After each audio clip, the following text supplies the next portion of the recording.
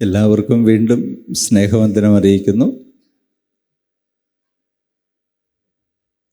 വൈകുന്നേരം വരെ 4 മണി വരെ പല ക്ലാസ്സുകളിലൊക്കെ സംബന്ധിച്ച് അല്പം അടുത്ത് ഒക്കെ ഇരുന്ന ആളുകൾ ചായ കുടിച്ചു, ധാരാളം കൂട്ടായ്മകൾ, ഇൻട്രാക്ഷൻ, വിശേഷങ്ങളൊക്കെ പറഞ്ഞു, പങ്കുവച്ചു. ഇപ്പം അതിൻ്റെ ഒരു ഊർജത്തിലായിരിക്കും മടങ്ങി വന്നിരിക്കുന്നതെന്ന് വിചാരിക്കുന്നു. അതുകൊണ്ട് ആരും ക്ഷീണിച്ച് മയങ്ങി പോകാനുള്ള ചാൻസ് ഇല്ല. രാത്രി ഉറക്കം കുറവാണെങ്കിൽ ദൈവത്തിൻ്റെ വചനം കേട്ട് പ്രാർത്ഥിച്ച് കിടന്നാൽ ഉറക്കം വന്നോളും. അതുകൊണ്ട് ശ്രദ്ധിച്ച് കേൾക്കുക. രാത്രിയിൽ ഉറക്കം കൂടുതലാണെങ്കിൽ ഇത് കേട്ടാൽ നിങ്ങളുടെ ഉറക്കം കുറച്ച് കുറയാനും ചാൻസ് ഉണ്ട്. അപ്പോൾ അത് 2 വിധത്തിലും വളരെ പ്രയോജനമാണ് ദൈവത്തിൻ്റെ വചനം.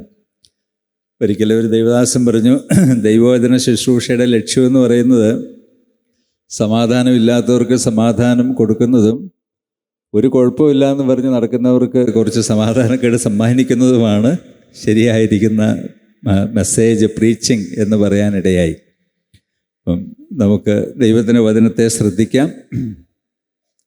എന്നെ ഏൽപ്പിച്ചിട്ടുള്ള വിഷയം സമർപ്പണമുള്ള സഭാജീവിതത്തിൻ്റെ അനുഗ്രഹങ്ങൾ, blessings of a committed church life. സഭയെക്കുറിച്ചും സഭാജീവിതത്തെക്കുറിച്ചൊക്കെ വ്യത്യസ്തങ്ങളായിരിക്കുന്ന ആശയങ്ങൾ ഉള്ള ആളുകളുണ്ട്. ചിലരൊക്കെ പറഞ്ഞ് സഭയെ ചേരാനിടയായല്ലോ, അത് തന്നെ കളിപ്പായിപ്പോയി, 2 വട്ടം ആലോചിച്ചിട്ട് ചേർന്നായിരുന്നെങ്കിൽ മതിയായിരുന്നു.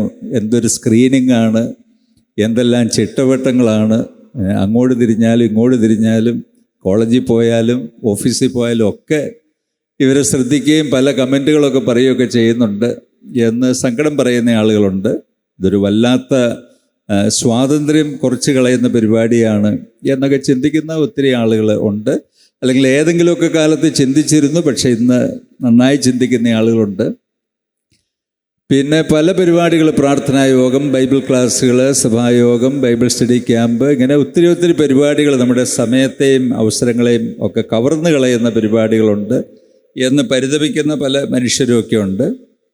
സഭാജീവിതം ചില സമയങ്ങളിൽ സംഘർഷപൂരിതമായിട്ട് തീരുന്ന വിശ്വാസികൾക്ക് മാത്രമല്ല, ശുശ്രൂഷക്കാർക്കും. ദൈവം, ഞാൻ ഇവരെ കൊണ്ട് തോറ്റല്ലോ, എന്നെ ചെയ്യും, പ്രാർത്ഥിച്ചിട്ടും ഉത്തരം കിട്ടുന്നില്ല, പ്രസംഗിച്ചിട്ടും ഉത്തരം കിട്ടുന്നില്ല, അപ്പോൾ അത് പ്രയാസമായി തീരുകയാണല്ലോ എന്ന് ചിന്തിക്കുന്ന ശുശ്രൂഷക്കാരും അവരുടെ വൈഫ്സും ഒക്കെ ഉണ്ട്.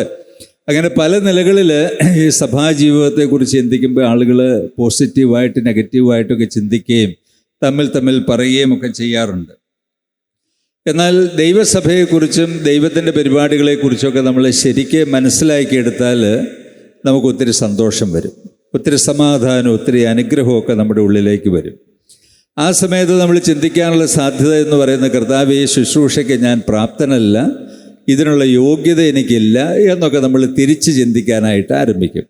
എത്രയും നാളും വലിയ ശല്യമാണ്, ഞാൻ ചെയ്യുന്നതിനൊരു വലിയ കാര്യമാണെന്ന് ചിന്തിക്കുന്ന മനുഷ്യർ തിരിച്ച് ചിന്തിക്കാനായിട്ട് ആരംഭിക്കും. സഭയുടെ മഹത്വവും അതിനെക്കുറിച്ച് ദൈവത്തിൻ്റെ വചനത്തിൽ എഴുതിയിരിക്കുന്ന വ്യത്യസ്തങ്ങളായിരിക്കുന്ന ആശയങ്ങളൊക്കെ നമ്മൾ നന്നായി പഠിക്കുകയും പരിശോധിക്കുകയൊക്കെ ചെയ്യുന്ന സമയത്ത് പൗലോസ് പറഞ്ഞ പോലെ ഇതിന് ആര് യോഗ്യൻ, ആരെക്കൊണ്ട് ഇതൊക്കെ ചെയ്യാനായിട്ട് പറ്റും എന്ന് ചിന്തിക്കുന്ന ഒരു നിലയിലേക്ക് വരാനുള്ള സാധ്യത തീർച്ചയായിട്ടും ഉണ്ട്. പ്രിയമുള്ളവരെ, ഈ സഭാജീവിതം എന്ന് പറയുന്ന ഒരു വലിയ അനുഗ്രഹമാണ്, വലിയൊരു പരിപാടിയാണ്. ഈ സഭാജീവിതത്തിൻ്റെ അനുഗ്രഹങ്ങളെക്കുറിച്ച് നമ്മൾ മനസ്സിലാക്കണമെങ്കിൽ സഭ എന്താണ് എന്ന് ശരിക്കും മനസ്സിലാക്കേണ്ടത് ആവശ്യമാണ്. സഭയെക്കുറിച്ചുള്ള ഡീറ്റെയിൽഡ് ടീച്ചിങ്സിന് വേണ്ടി ഒരുങ്ങുന്ന ഒരു സമയമല്ല, ഞാൻ അങ്ങനെ പറയാനല്ല ഉദ്ദേശിച്ചത്. സഭയെക്കുറിച്ച് പറയുമ്പം പഴയ നിയമത്തിൽ മർമ്മമായിരുന്നു, പുതിയ നിയമത്തിൽ ദൈവം വിശുദ്ധ അപ്പസ്തോലന്മാർക്കും പ്രവാചകന്മാർക്കും വെളിപ്പെടുത്തി തന്ന കാര്യങ്ങളാണ്. സഭയെക്കുറിച്ച് ഇവിടെ അറിയാകുന്ന ഒരു വർഷമായി വിശ്വാസിക്ക് അറിയാമായിരിക്കുന്ന കാര്യങ്ങൾ യെശയ്യാ പ്രവാചകനോട് അറിയാമെന്ന് ചോദിച്ചാൽ അദ്ദേഹത്തിന് അറിയില്ല. യിരെമ്യാവിനോട് ചോദിച്ചാൽ അറിയാമെന്ന് ചോദിച്ചാൽ അവർക്കറിയില്ല. മോശയോട് ചോദിച്ചാൽ നിങ്ങൾ എന്നെ പറയുന്നതെന്ന് പോലും അദ്ദേഹത്തിന് മനസ്സിലാകുമെന്നറിയില്ല. എന്ന് പറഞ്ഞാൽ അത്ര വലിയ വിലയേറിയ സത്യങ്ങളാണ് ദൈവം വിശുദ്ധ അപ്പസ്തോലന്മാരിലൂടെ വെളിപ്പെടുത്തി ജാതികളിൽ നിന്ന് രക്ഷിക്കപ്പെട്ട നമ്മുടെ കയ്യിൽ ഏൽപ്പിച്ചു തന്നിരിക്കുന്നത്. വലിയ അനുഭവങ്ങളാണ്, വലിയ സത്യങ്ങളാണ്. അപ്പം അത് സംബന്ധിച്ച് നമുക്ക് ചിന്തിച്ചാൽ ദൈവത്തെ സ്തുതിക്കാതിരിക്കാനായിട്ട് പറ്റില്ല. എഫേസ്യ ലേഖനം 3-ാം അധ്യായത്തിൻ്റെ 5 മുതൽ 6 വരെയുള്ള വാക്യങ്ങളിൽ അതിനെക്കുറിച്ച് പറയുന്നുണ്ട്. മത്തായിയുടെ സുവിശേഷം 16-ാം അധ്യായത്തിൻ്റെ 18-ാമത്തെ വാക്യത്തിൽ കർത്താവ് പറഞ്ഞു, ഞാൻ എൻ്റെ സഭയെ പണിയും, പാതാള ഗോപുരങ്ങൾ അതിനെ ജയിക്കുകയില്ല. ലോകത്തിലെ എല്ലാ പ്രസ്ഥാനങ്ങളും പാതാള ഗോപുരത്തിൻ്റെ സ്വാധീനത്തിൽ കിടക്കുന്നതാണ്. Except the church. സഭ മാത്രമാണ് പാതാള ഗോപുരങ്ങൾക്ക് മീതെ വിജയം വരിക്കാൻ ശക്തിയുള്ള, കപ്പാസിറ്റിയുള്ള ഏക പരിപാടി എന്ന് പറയുന്നത്. അപ്പോൾ ദൈവത്തിൻ്റെ അത്ഭുതകരമായിരിക്കുന്ന ഒരു കാര്യപരിപാടിയാണ് വാസ്തവത്തിൽ സഭയെന്ന് പറയുന്നത്. അപ്പം അതിനെ അറിയുക, ചേർന്ന് നിൽക്കുക എന്നൊക്കെ പറയുന്നത് ചെറിയ കാര്യമാണോ? അതൊരു വലിയ കാര്യമാണ്. 1 കൊരിന്ത്യർ 3-ാം അധ്യായത്തിൻ്റെ 16-ാമത്തെ വാക്യത്തിൽ പൗലോസ് അപ്പോസ്തലൻ പറയുന്നത് സഭ ദൈവത്തിൻ്റെ ആലയമാണെന്നാണ് പറയുന്നത്. ദൈവത്തിൻ്റെ ആലയം.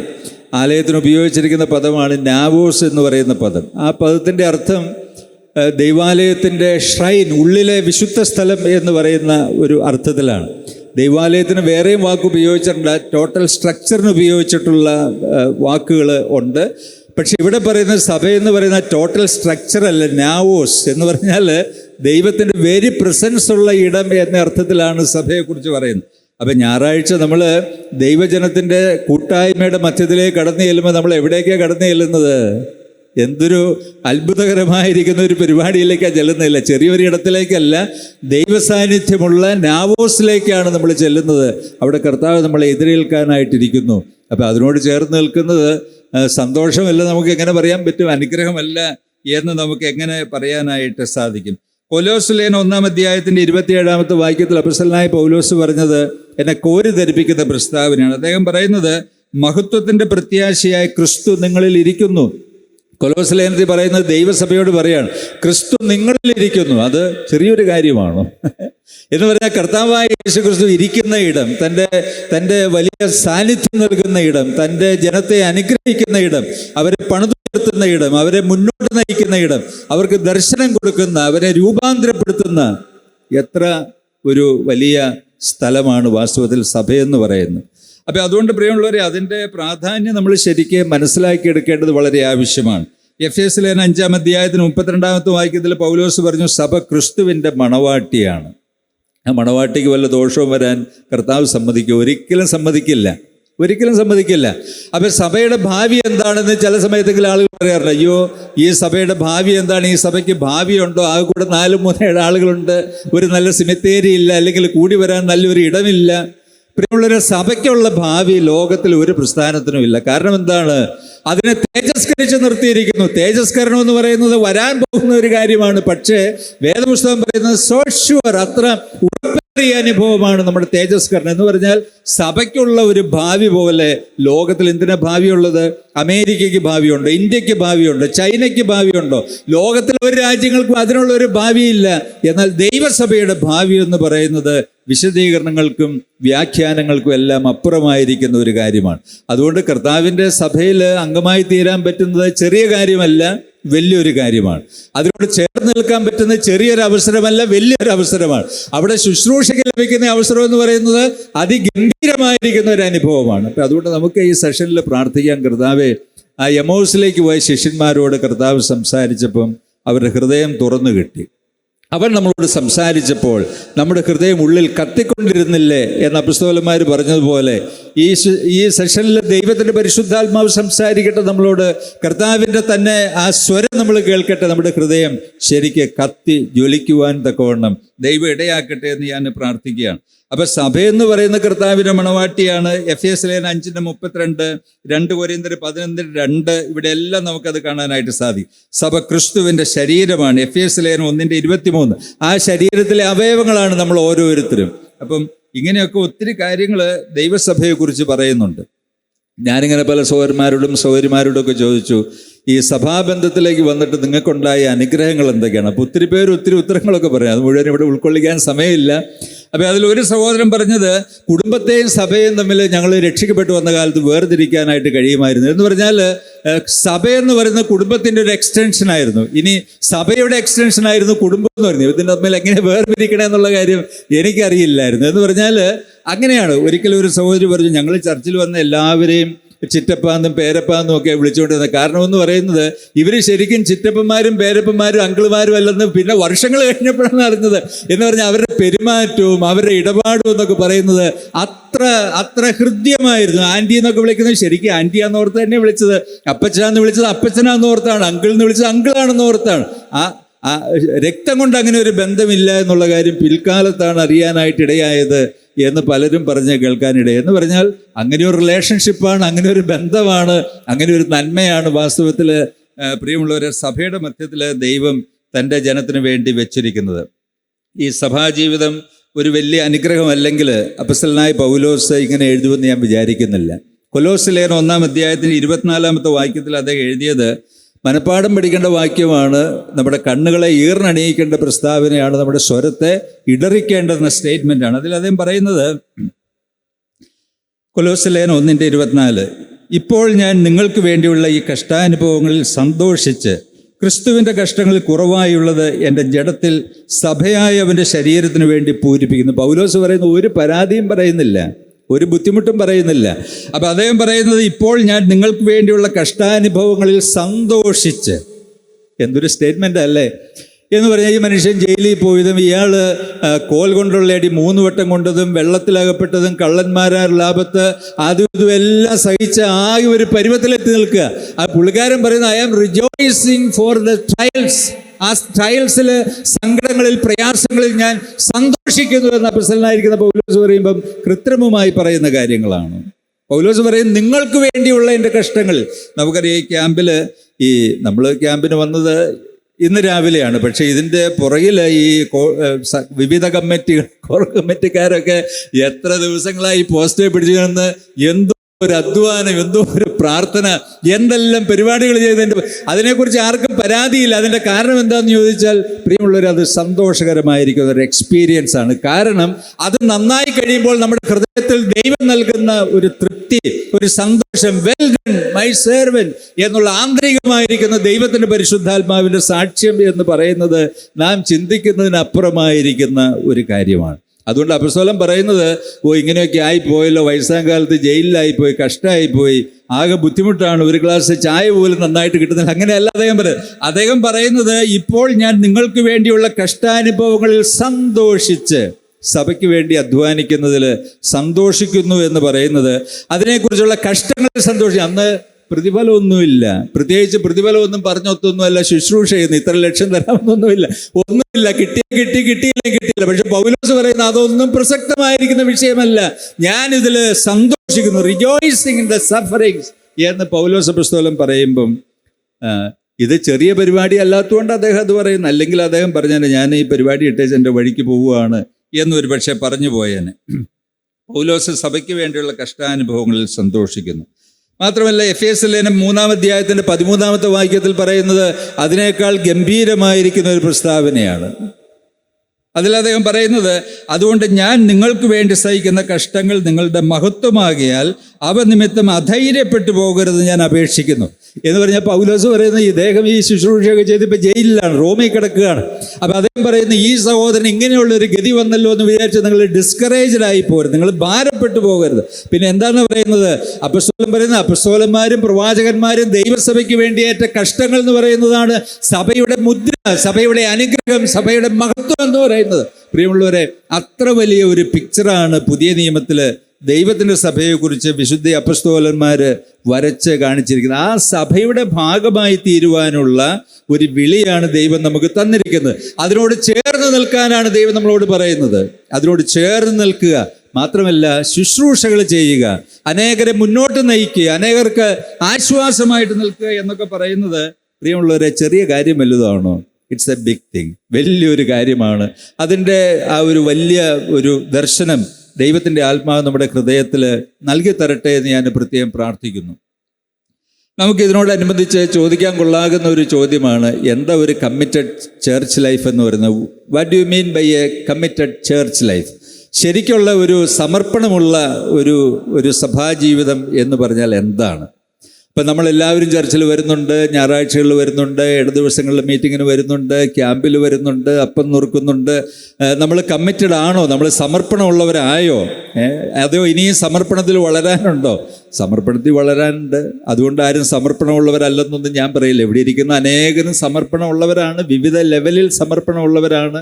പക്ഷേ തീർന്നില്ല, നമുക്ക് ഇനിയും ഇതിനകത്ത് വളരാനും പുരോഗമിക്കാനും മെച്ചപ്പെടുവാനും ഒക്കെ ഉണ്ട്. ഞാനൊരു വർക്കിംഗ് ഡെഫിനിഷനൊക്കെ തയ്യാറാക്കിയിട്ടുണ്ട്, ഞാൻ അതിനെക്കുറിച്ചൊന്ന് പറയാം. അത് പെർഫെക്റ്റ് ആണോ എന്നൊന്നും എനിക്കറിയില്ല, നിങ്ങൾ ചിന്തിച്ചാൽ മതി. സഭയുടെ അനുഗ്രഹത്തിനും പുരോഗതിക്കുമായി വ്യക്തിപരമായ കഷ്ടനഷ്ടങ്ങൾ കാര്യമായിട്ടെടുക്കാതെ ദൈവം ശുശ്രൂഷയ്ക്കായി നൽകിയ ഉത്തരവാദിത്വങ്ങൾ വിശ്വസ്തമായി അനുഷ്ഠിക്കുന്നതിനാണ് സമർപ്പണമുള്ള സഭാജീവിതം എന്ന് പറയുന്നു. എന്ന് പറഞ്ഞാൽ നമുക്ക് വ്യക്തിപരമായി ഉള്ള സഭയുടെ അനുഗ്രഹത്തിനും പുരോഗതിക്കും നമ്മുടെ ലക്ഷ്യമെന്ന് പറയുന്ന ഈ സഭ എങ്ങനെയെങ്കിലും ഇടിഞ്ഞു പോകണമെന്നുള്ളതല്ല, ഇതെങ്ങനെയെങ്കിലും വളരണം. ഒരു സഭയും ഇടിഞ്ഞു പോകരുത്. കർത്താവിൻ്റെ സഭ വളരണം. ഇനി നമ്മളുമായിട്ട് പൊരുത്തപ്പെട്ടവരല്ല എന്ന് വന്നാലും രക്ഷിക്കപ്പെട്ടവരുടെ കൂട്ടമാണെങ്കിൽ അവരെക്കുറിച്ചുള്ള നമ്മുടെ ആഗ്രഹം കർത്താവ് ഇത് ഇടിഞ്ഞു പോകരുത്, ഇത് നന്നായി വരണം എന്നുള്ളത് തന്നെയായി. കാരണം അത് കർത്താവിൻ്റെ സഭയാണ്, കർത്താവിൻ്റെ ജനമാണ്. അവരെക്കുറിച്ച് നമുക്ക് മറിച്ചൊന്ന് ചിന്തിക്കാനായിട്ട് ഒരിക്കലും സാധിക്കുകയില്ല. അപ്പം സഭയുടെ അനുഗ്രഹം, പുരോഗതി, ഇതാണ് നമ്മുടെ ലക്ഷ്യം. നമ്മുടെ ലക്ഷ്യം എന്ന് പറയുന്നത് അതിനായിട്ട് വ്യക്തിപരമായ കഷ്ടങ്ങളും നഷ്ടങ്ങളും കാര്യമായിട്ട് എടുക്കുന്നില്ല. പൗലോസ് പറയുന്നത് നിങ്ങൾക്ക് വേണ്ടിയുള്ള കഷ്ടാനുഭവങ്ങളിൽ ഞാൻ സന്തോഷിച്ച്, ഞാൻ സഹിക്കുന്ന കഷ്ടങ്ങൾ സഭയുടെ മഹത്വമാകിയാൽ നിങ്ങൾ ഡിസ്കറേജ്ഡ് ആകരുത്. ഇതൊക്കെയാണ് അപ്പോസ്തലൻ പറയുന്നത്. എന്നോട് ചേർന്ന് നീയും കഷ്ടം സഹിക്കുക എന്നാണ് അപ്പോസ്തലൻ പറയുന്നത്. അപ്പോൾ ഇവിടെയൊക്കെ പറയുന്നത് വ്യക്തിപരമായ കഷ്ടങ്ങളും നഷ്ടങ്ങളും ഒരു വലിയ കാര്യമായിട്ട് എടുക്കാതെ, കല്യാണം ഇച്ചിരി നീണ്ടുപോയെന്നോ അല്ലെങ്കിൽ ജോലി കിട്ടാൻ വൈകിയെന്നോ ഒന്നും പറയാതെ, അതൊക്കെ ഒരു സഭയെ ചേർന്നുകൊണ്ടുണ്ടായൊരു വലിയ, രക്ഷിക്കപ്പെട്ട് ദൈവമക്കളോട് കൂടെ ചേർന്നുകൊണ്ടുണ്ടായൊരു വലിയ നഷ്ടമായി പോയി, അല്ലെങ്കിൽ ഞാൻ രക്ഷപ്പെട്ടേനെ, ഞാൻ BEd കഴിഞ്ഞതാണ്, എനിക്കൊരു നല്ല ടീച്ചിങ് പോസ്റ്റ് കിട്ടിയേനെ, നിങ്ങളുടെ കൂടെ കൂടി, അതൊക്കെ പോയി. അങ്ങനെയൊന്നും ചിന്തിക്കരുത്. കാരണം എന്താണെന്ന് ചോദിച്ചാൽ അതിനേക്കാൾ വലിയ അനുഭവത്തിലേക്കാണ് ദൈവം നമ്മളെ ഉയർത്തിക്കൊണ്ട് പോകാനായിട്ട് ആഗ്രഹിക്കുന്നത്. അപ്പോൾ അതുകൊണ്ട് ചെറിയ കഷ്ടനഷ്ടങ്ങളൊന്നും കാര്യമായിട്ടെടുക്കാതെ ദൈവം നമുക്ക് നൽകിയ പല ശുശ്രൂഷകളുണ്ട്, പല ഉത്തരവാദിത്തങ്ങളുണ്ട്, വരങ്ങളുണ്ട്, വിളികളുണ്ട്, കപ്പാസിറ്റി ഉണ്ട്, പല കാര്യങ്ങളുണ്ട്. അതൊക്കെയും ചേർത്ത് പിടിച്ച് വിശ്വസ്തമായി അനുഷ്ഠിക്കുവാൻ, എങ്ങനെയെങ്കിലും ചെയ്യല്ല, ഫെയ്ത്ത്ഫുള്ളായിട്ട് അതിനെ അനുഷ്ഠിക്കുവാൻ വിശ്വാസികൾ എടുക്കുന്ന തീരുമാനം, ആ തീരുമാനത്തോടു കൂടി അവരുടെ ജീവിതമാണ് ഒരു സമർപ്പണമുള്ള സഭാജീവിതം എന്ന് പറയുന്നത്. അങ്ങനെയൊക്കെയാണോ നമ്മൾ? നമുക്ക് നമ്മളെ തന്നെ പരിശോധിക്കാം. ഞാൻ ഈ സഭയിൽ വരുന്നത് നിങ്ങളുടെ ഒരു നേട്ടമാണ് എന്ന് വിചാരിച്ചാൽ പോയി. ഞാൻ നിങ്ങളുടെയൊക്കെ കൂടെ ഇരിക്കുന്നത് നിങ്ങളുടെ ഒരു ഭാഗ്യമാണ് എന്ന് കണക്കാക്കിയാൽ വലിയ പ്രശ്നമാണ്. C.S. ലൂയിസിനെ കുറിച്ച് ഞാൻ കേട്ടിട്ടുണ്ട്. അദ്ദേഹം ലോകപ്രസിദ്ധനായ മനുഷ്യനും വലിയ വേദശാസ്ത്രജ്ഞനും ഓക്സ്ഫോർഡ് സ്കോളറും ഒക്കെയാണ്. അദ്ദേഹം പോയ സഭയിലെ ആർക്കും ഇദ്ദേഹം ആരാന്നൊരു പിടുത്തം ഉണ്ടായിരുന്നില്ല. എന്തോ ഒരു സാധാരണ മനുഷ്യൻ എന്നുള്ളൊരു ചിന്ത. പക്ഷെ അദ്ദേഹം അതൊന്നും കണക്കാക്കിയില്ല. അവരുടെ കൂട്ടത്തിൽ അദ്ദേഹം ദൈവത്തെ ആരാധിച്ചും ദൈവസേവ ചെയ്തും അനേക കാലങ്ങൾ കഴിഞ്ഞുകൂടി പോകാനായിട്ടിടയായി. പ്രിയമുള്ളവരെ, അതുകൊണ്ട് സഭയെക്കുറിച്ച് അങ്ങനെ ഒരു ചിന്തയും ബോധ്യവും നമുക്ക് വേണം. അപ്പം നമ്മുടെ ഉത്തരവാദിത്തങ്ങൾ ദൈവസഭയോടുള്ള ബന്ധത്തിൽ ഫെയ്ത്ത്ഫുള്ളായിട്ട്, അവർ ചെയ്തോ, ഇവർ ചെയ്തോ, അവർ വന്നോ, ഇവർ വന്നോ, രാവിലെ ഞാൻ മാത്രമേ വന്നുള്ളൂ, ഭക്ഷണം ഉണ്ടാക്കാൻ ഞാൻ മാത്രമേ വന്നുള്ളൂ, ഞാനും എൻ്റെ ഫാമിലി ഉള്ളൂ, വേറെ ആരുമില്ലേ, പാവിരിക്കാൻ ആരുമില്ല, എൻ്റെ പിള്ളേർ മാത്രമേ ഉള്ളൂ. പ്രിയമുള്ളവർ, ഇങ്ങനെയുള്ള ചോദ്യങ്ങൾക്കൊന്നും സമർപ്പണമുള്ള സഭാജീവിതത്തിൽ പ്രസക്തിയില്ല. ഒന്നുമില്ല. എനിക്കതിനുള്ള അവസരം കിട്ടിയല്ലോ എന്ന് ഓർത്താൽ മതി. എനിക്കതിനുള്ള അവസരം കിട്ടിയല്ലോ. എന്നാൽ പിൽക്കാലത്ത് നമ്മൾ ഇങ്ങനെയൊക്കെ ചെയ്ത വിശ്വാസികളുടെ ജീവിതങ്ങളെ ദൈവം അനുഗ്രഹിക്കും. ഇപ്പം കഴിഞ്ഞ ദിവസം വർക്കേഴ്സ് മീറ്റിങ്ങിൽ ബെൻ ബ്രദർ ഒരു മെസ്സേജ് പറഞ്ഞപ്പം 1 ഗ്ലാസ് വെള്ളം കൊടുത്താൽ അതിന് പ്രതിഫലം. അപ്പോൾ 1 ഗ്ലാസ് വെള്ളം കൊടുക്കുന്നതിന് ആരെങ്കിലും പ്രതിഫലം ചിന്തിക്കാറുണ്ട്? പിന്നെ എന്താ അങ്ങനെ പറഞ്ഞതെന്ന് അദ്ദേഹം ചിന്തിച്ചു. അപ്പോൾ അതിനെക്കുറിച്ച് അദ്ദേഹം പറഞ്ഞ വിശദീകരണം നല്ലതാണ്. അദ്ദേഹം പറഞ്ഞത് പ്രതിഫലത്തെക്കുറിച്ച് മനുഷ്യൻ്റെ കാഴ്ചപ്പാടല്ല, ദൈവത്തിൻ്റെ കാഴ്ചപ്പാട്. മനുഷ്യൻ്റെ കാഴ്ചപ്പാടും ദൈവത്തിൻ്റെ കാഴ്ചപ്പാടും ഡിഫറൻ്റാണ്. 1 ഗ്ലാസ് വെള്ളം കൊടുത്ത് ആരാ ഓർത്തിരിക്കുന്നത്? 1 ഗ്ലാസ് വെള്ളം കുടിച്ചത് ആരാ ഓർത്തി? ഇതൊക്കെ സാധാരണ നമ്മുടെ ജീവിതത്തിൻ്റെ ഭാഗമാണ്. എന്നാൽ കർത്താവ് പറയുന്നത്, അയ്യോ, ശിഷ്യനെന്ന് കരുതി 1 ഗ്ലാസ് വെള്ളം നീ അവന് കൊടുത്തു, അതിന് പ്രതിഫലമുണ്ട് എന്ന് പറഞ്ഞാൽ അതിൻ്റെ അർത്ഥം എന്താണ്? അപ്പം അങ്ങനെയാണെങ്കിൽ ദൈവസഭയിൽ ദൈവമക്കൾക്ക് വേണ്ടി നമ്മൾ ചെയ്യുന്ന ശുശ്രൂഷകളുടെ പ്രതിഫലം ഒന്ന് ആലോചിച്ച് നോക്കിയേ, അതിൻ്റെ ആകത്തുകയെക്കുറിച്ചൊന്ന് ചിന്തിച്ച് നോക്കിയേ, അതിൻ്റെ തേജസ്സിൻ്റെ ഘനത്തെക്കുറിച്ചൊന്ന് ആലോചിച്ച് നോക്കിയേ. നമ്മൾ ചെയ്ത് കുറഞ്ഞു പോയല്ലോ എന്ന് നമുക്ക് തോന്നിപ്പോകും, കൂടിപ്പോയല്ലോ എന്ന് നമുക്ക് തോന്നില്ല. ചർച്ചിന് വേണ്ടി രാവും പകലും അധ്വാനിക്കുന്ന ചില സഹോദരന്മാർ ചിന്തിക്കുന്നത്, എനിക്ക് 2 കൈയും 2 കാലും ഒരു വായു ഉള്ളല്ലോ, അല്ലെങ്കിൽ കുറച്ചുകൂടെ വല്ലതും ചെയ്യായിരുന്നു എന്നുള്ള ചിന്തിച്ച് നടക്കുന്ന ഒത്തിരി പേരുണ്ട് കേട്ടോ. 1-2 ആളുകളൊന്നുമല്ല, അങ്ങനെ ചിന്തിച്ച് നടക്കുന്ന ഒത്തിരി മനുഷ്യരുണ്ട്. പിന്നെ നമ്മൾ ഇതിനെക്കുറിച്ച് ചിന്തിച്ചാൽ ഞാൻ പ്രായോഗികമായിട്ട് കുറച്ച് കാര്യങ്ങളൊക്കെ പറയാം. ദൈവത്തിൻ്റെ സഭയോട് ചേർന്ന് ഫെയ്ത്ത്ഫുള്ളായിട്ട് സമർപ്പണത്തോടെ നിന്ന് അധ്വാനിക്കുന്ന മനുഷ്യർ ജീവിതത്തിൽ അനുഭവിക്കുന്ന ഒത്തിരി അനുഗ്രഹങ്ങളുണ്ട്. കൗണ്ട്ലെസ് ബ്ലെസ്സിങ്സ്, ഒത്തിരി നന്മകൾ. അതെല്ലാം പറയാൻ സമയമില്ല, എങ്കിലും ഞാൻ 2-3 കാര്യങ്ങൾ വേഗത്തിൽ പറയാം. ഒന്നാമത് ഞാൻ പറയാനായിട്ട് ആഗ്രഹിക്കട്ടെ, 1-2 പറയാം ഓർത്തിരിക്കാൻ എളുപ്പത്തിന്. സമർപ്പണമുള്ള ഒരു സഭാജീവിതം നയിക്കുന്ന വിശ്വാസികളുടെ ജീവിതത്തിൻ്റെ എല്ലാ വശങ്ങളും ഡെവലപ്ഡ് ആയിട്ട് വരും. എല്ലാ വശങ്ങളും, അത് ഏതെങ്കിലും ഒരു വശമെന്നൊന്നും പറയാനായിട്ട് പറ്റില്ല. നമുക്ക് പരിചയമുള്ളൊരു വാക്യമാണല്ലോ അപ്പോസ്തല പ്രവൃത്തികൾ 2:42. നമുക്കറിയാം ഇല്ലേ? നമുക്ക് എല്ലാവർക്കും കൂടെ ചേർന്നു എന്ന് പറഞ്ഞാലോ.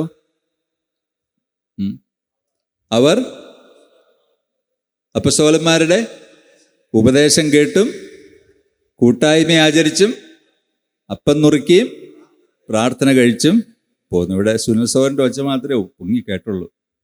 ഒന്നോടെ ഒന്ന് പറഞ്ഞു നോക്കിയാലോ. എല്ലാവർക്കും അറിയാവോ? അത് മറന്നുപോയോ വാക്യമൊക്കെ? കാലാന്തരത്തിൽ അവർ അപ്പോസ്തലന്മാരുടെ ഇപ്പം മനസ്സിലായി. അപ്പോസ്തലന്മാരുടെ ഉപദേശം കേട്ട് കൂട്ടായ്മ ആചരിച്ച് അപ്പം നുറുക്കി പ്രാർത്ഥന കഴിച്ച് പോകുന്നു. അപ്പോൾ എന്തിനാണ് നമ്മൾ ഈ ഉപദേശം പഠിക്കുന്നതെന്ന് ചോദിച്ചു കഴിഞ്ഞാൽ പലർക്കും പല പിടുത്തമല്ലോ. ഉപദേശത്തിലൂടെ ദൈവം ചെയ്യുന്ന ഒരു കാര്യം ദൈവത്തെക്കുറിച്ചറിയാനും ദൈവത്തിൻ്റെ പദ്ധതികളെക്കുറിച്ച് അറിയാനുമുള്ള അവസരമാണ് ദൈവം നമുക്ക് തുറന്നു തരുന്നത്. അത് ഇവിടുത്തെ കമ്മ്യൂണിസ്റ്റുകാരോട് ചോദിച്ചാൽ അവർക്കറിയില്ല, RSSകാരോട് ചോദിച്ചാൽ അവർക്കറിയില്ല, ഇസ്ലാമിനോട് ചോദിച്ചാൽ അവർക്കറിയില്ല. എന്നാൽ ദൈവത്തിന്റെ പരിപാടി എന്താണെന്ന് ഇവിടെ ഇരിക്കുന്ന വിശ്വാസികളോട് ചോദിച്ചാൽ അവർക്കറിയാം. അതെങ്ങനെയാണ് അവരറിഞ്ഞത്? അപ്പോസ്തലന്മാരുടെ ഉപദേശത്തിലൂടെയാണ്, അത് പഠിച്ചതിലൂടെയാണ്, അത് അറിയുന്നതിലൂടെയാണ്. അപ്പൊ ദൈവത്തെക്കുറിച്ചും ദൈവത്തിന്റെ കാര്യപരിപാടിയെക്കുറിച്ചും അറിയാവുന്ന ആളുകളാണ് നമ്മൾ, അല്ലേ? ഇപ്പം റഷ്യയും ഇന്ത്യയും ചൈനയും ഒക്കെ കൊണ്ട് ഒരു ബ്ലോക്കായിട്ട് തീരുമ്പം അതിനെക്കുറിച്ച് അറിയാവുന്ന ആളുകൾ പറയുന്നത് അതിനൊക്കെ ഒരു പരിപാടിയുണ്ട്. ഇതൊന്നും കണ്ട് നമ്മൾ ബേജാറാകുന്നില്ല, ഭയപ്പെടുന്നില്ല. കാരണം എന്താണ്? ദൈവം ചെയ്യാൻ പോകുന്ന പരിപാടി എന്താണെന്നുള്ളതിനെ കുറിച്ച് നമുക്കൊരു നല്ല ധാരണയുണ്ട്. അതുകൊണ്ടാണ് നമുക്ക് ആ പേടിയില്ലാത്തത്. പിന്നെ എന്താ പറയുന്നത്? അപ്പോസ്തലന്മാരുടെ ഉപദേശം കേട്ട് അത് മാത്രമാണോ? അത് മാത്രമല്ല, പിന്നെ എന്താണ്? കൂട്ടായ്മയിലൂടെയാണ് നമ്മുടെ വ്യക്തിബന്ധങ്ങൾ മെച്ചപ്പെടുന്നത്, അല്ലേ? ഇപ്പം ഒരു സഭയിൽ വരുന്ന വിശ്വാസികൾ ആക്റ്റീവ് ചർച്ചാണ്, കമ്മിറ്റഡ് ചർച്ചാണെങ്കിൽ അവിടെയുള്ള വിശ്വാസികൾ തമ്മിൽ കണ്ടാൽ മിണ്ടാതിരിക്കുമോ? ഇല്ല. ഇഷ്ടക്കേടുകളും അഭിപ്രായ വ്യത്യാസങ്ങളും ഒക്കെ വരാം. പക്ഷേ നമ്മൾ വീണ്ടും അവരെ കാണുമ്പോൾ നമ്മൾ കൈ കൊടുക്കും, ഇല്ലേ? അവരുടെ ആവശ്യങ്ങളിൽ നമ്മൾ കൂടെ ഇരിക്കും. എത്രയോ വിശ്വാസികൾ ദുഃഖത്തിന്മേൽ ദുഃഖം വന്ന് താന്നു പോയേനെ. പക്ഷെ നമ്മൾ അവരെ എന്ത് ചെയ്യും? കൂട്ടായ്മ ബന്ധങ്ങളിലൂടെ അവരെ ചേർത്ത് നിർത്തുകയാണ്, അവരെ ഉയർത്തിക്കൊണ്ട് വരുവാനായിട്ട് ശ്രമിക്കുകയാണ്. അപ്പം അതുകൊണ്ട് കൂട്ടായ്മയുടെ നന്മ എന്ന് പറയുന്നത് വിവരണങ്ങൾക്ക് അതീതമായിരിക്കുന്ന ഒരു കാര്യമാണ്. റിലേഷൻഷിപ്പിനെ മെച്ചപ്പെടുത്തുന്ന ഒരു തലമാണ് കൂട്ടായ്മ. പിന്നെ എന്താണ്? അപ്പം നുറുക്കൽ. അതിലൂടെ ക്രിസ്തുവുമായിട്ടുള്ള ഇൻറ്റിമസിയിൽ വളരെ അത്ഭുതകരമായിരിക്കുന്ന ഒരു ബന്ധത്തിൽ നമ്മൾ വളരുകയാണ്. ക്രിസ്തു നമ്മുടെ ഹൃദയത്തിൽ ശക്തിപ്പെടുകയാണ്, അനുഗ്രഹിക്കപ്പെടുകയാണ്, നമ്മുടെ ജീവിതം കൊണ്ട് അവനെ ആദരിക്കുകയാണ്. ക്രിസ്തുവുമായിട്ടുള്ള ബന്ധം എന്ന് പറയുന്നത് സോ ക്ലോസ്. കാരണം എന്താണ്? ശരീരവും രക്തവുമാണ് നമ്മൾ കഴിക്കുന്നത്. പിന്നെ ഇൻറ്റിമസിയിലേക്ക് വരാതിരിക്കാൻ പറ്റുമോ? അപ്പൊ ക്രിസ്തുവുമായിട്ടുള്ള ബന്ധത്തിൽ വീണ്ടും ഫെർദർ ആയിരിക്കുന്ന ഒരു അനുഭവം. പിന്നെ എന്താണ്? പ്രാർത്ഥനയിലൂടെ സഭ ദൈവശക്തിയാൽ നിറയപ്പെടുകയാണ്, ശക്തിയാൽ നിറയപ്പെടുകയാണ്. സാമ്രാജ്യങ്ങൾ വിചാരിച്ചാലോ ഗവൺമെന്റുകൾ വിചാരിച്ചാലോ ആര് വിചാരിച്ചാലും ഒന്നും ചെയ്യാൻ കഴിയാത്ത വിധത്തിൽ ശക്തിപ്പെടുന്ന സഭയായിട്ട് ഈ സഭയെ ദൈവം എന്ത് ചെയ്യാണ്? രൂപാന്തരപ്പെടുത്തിക്കൊണ്ടിരിക്കുകയാണ്. ഇറാനിലൊരു പെങ്കൊച്ച് രക്ഷിക്കപ്പെട്ടു. അവള് വളരെ പ്രസിദ്ധമായ ഒരു കുടുംബത്തിൽ, ഒരു പാരമ്പര്യമുള്ള ഇസ്ലാമിക കുടുംബത്തിലാണ് രക്ഷിക്കപ്പെട്ടത്. അവിടെ രക്ഷിക്കപ്പെടാനിടയായത് കോളേജ് ലൈബ്രറിയിൽ ചെന്ന് കഴിഞ്ഞപ്പോൾ ഇങ്ങനെ ഒരു പുസ്തകം താഴെ കിടക്കുന്നത് കണ്ടു. താഴെ കിടക്കുന്ന പുസ്തകം എടുത്തു നോക്കിയപ്പോൾ പുതിയ നിയമമാണ്. അവൾ വിറച്ചുപോയി, ഇത് തൊടാൻ പാടില്ല. അപ്പോൾ വേഗം ലൈബ്രറിയൻ്റെ അടുക്കിലേക്ക് കൊണ്ടു ചെന്നു. ലൈബ്രറിയൻ പറഞ്ഞത് ആരാ കൊണ്ടുപോയിട്ടെന്ന് എനിക്കറിയില്ല, നീ വേഗം ഒഴിവാക്കി, വലിയ പ്രശ്നമാകുമെന്ന് പറഞ്ഞു. അങ്ങനെ അവളത് വീട്ടിൽ കൊണ്ടുപോയി എല്ലാം ഇങ്ങനെ അടച്ചിട്ട മുറിയിൽ ഇങ്ങനെ ഇരുന്ന് വായിക്കാൻ തുടങ്ങി. വായിച്ച് കുറേ കഴിയുമ്പോൾ അവൾ രക്ഷിക്കപ്പെട്ട ഒരു ദിവസം ഇങ്ങനെ വായിച്ചുകൊണ്ടിരുന്നപ്പം ഇങ്ങനെ വാതിൽ കുറ്റിയിടാൻ മറന്നു. ഇപ്പോൾ ഒരു അപരിചിതൻ, അവളുടെ ഒരു കസിൻ വന്ന് വേഗം വാതിൽ തള്ളി തുറന്ന് അകത്ത് വന്ന സമയത്ത് ഇവൾ ഈ പുതിയ നിയമം വായിച്ചുകൊണ്ടിരിക്കുക. അപ്പോൾ ചോദിച്ചു, നീ എന്തായി വായിക്കുന്നത്? ഇവളും വിറച്ചുപോയി. അയ്യോ, ഞാനൊരു പുതിയ നിയമം വായിക്കണം, ആരോടും പറയരുത്. അപ്പോൾ ഇവളുടെ കാര്യമൊക്കെ പറഞ്ഞു. അപ്പോൾ മറ്റേ ആൾ പറഞ്ഞു, ഞാനും രക്ഷിക്കപ്പെട്ട, നമുക്ക് ഈ ടൗണിൽ ഒരു രഹസ്യമായ ഒരു ആരാധനയുണ്ട്, അവിടെ പോയാലോ എന്ന് ചോദിച്ചു. അങ്ങനെ ഇവർ രണ്ടുപേരും കൂടെ അവിടെ ആരാധനയ്ക്ക് പോകാനായിട്ട് തുടങ്ങി.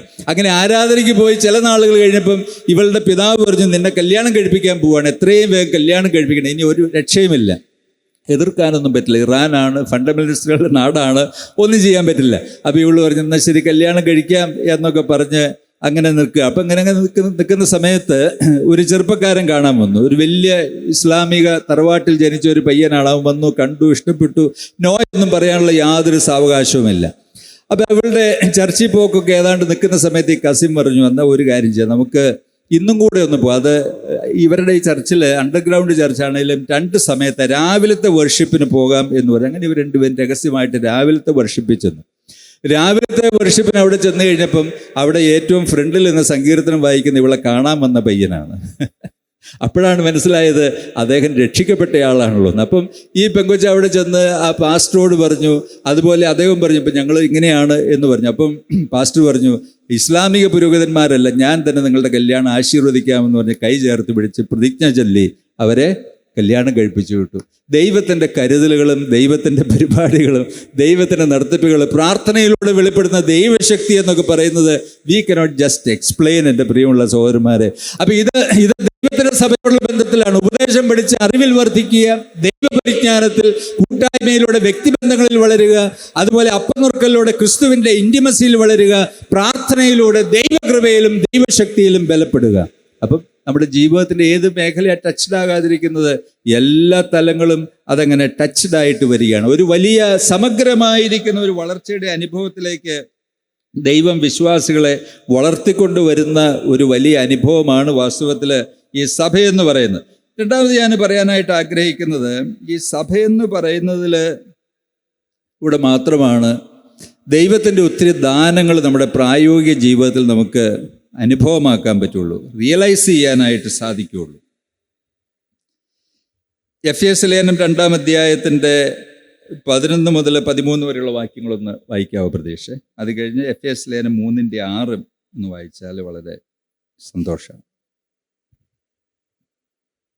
എഫേസ്യ ലേഖനം 2-ാം അധ്യായം 11 മുതൽ 13 വരെയുള്ള വാക്യങ്ങൾ.